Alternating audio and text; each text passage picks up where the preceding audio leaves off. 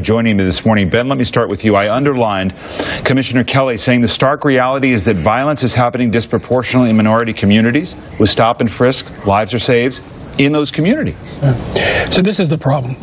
We just heard a man who aspires to be the head of the Department of Homeland Security say that his officers have to violate the U.S. Constitution to make us safer.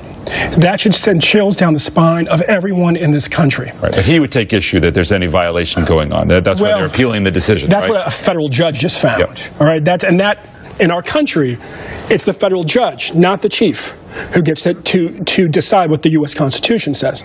Now, the problem is that the fall in homicides happened prior to 2002, and the increase in stop-and-frisks happened after 2002. So there's no relationship between these two.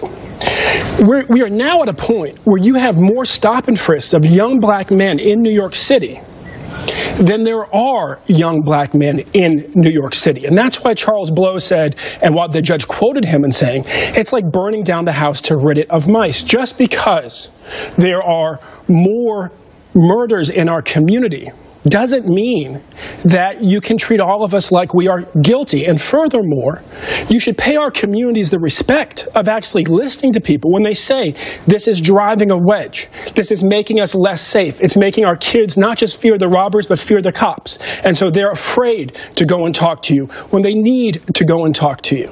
He's just way off base. This is the largest racial and let me take this last point. He said this is not a program. It is a program. Stop, Question, and Frisk was introduced by Mayor Giuliani right after the Terry versus Ohio decision as a specific program in the city.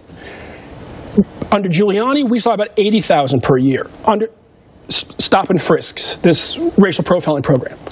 Under Bloomberg, in 2011, we had about 680,000, 90% innocent, 90% people of color, and get this, 99.9% don't have a gun, about 700,000 stop and frisk, about 700 guns seized.